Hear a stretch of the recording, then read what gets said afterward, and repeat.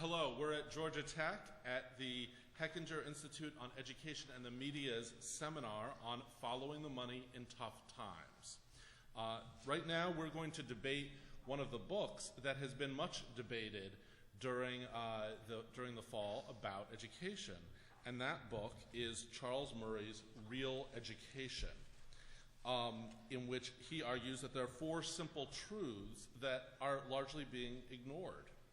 That ability of students varies, that because ability varies, half of students are below average, that there are too many students in college, and that we would be better off if we focused many students on paths besides college and focused on increasing the rigor of a smaller subset who belong in college.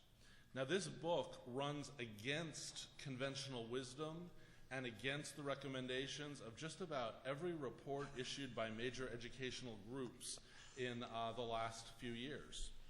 That, of course, is no concern to Charles Murray because he takes pride in challenging conventional wisdom. Charles is the W.H. Brady Scholar at the American Enterprise Institute, and he first came to attention in 1984 with the publication of Losing Ground, American Social Policy, 1950 to 1980. Among his other books is the very controversial 1994 work, The Bell Curve, Intelligence and Class Structure in American Life. And that book was positively toxic on many college campuses, and even talking about it in some quarters was considered irresponsible. We also have a speaker today whose work is in fact cited in all of those reports that every major educational group issues calling for more students to be in American higher education.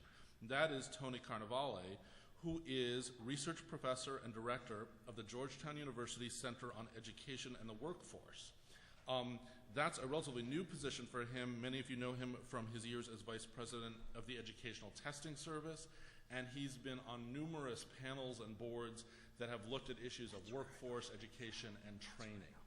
So I want to start with Charles and ask you that basically the question is, why is everyone wrong about our needs for more people to be in higher education and you're the only one who's right?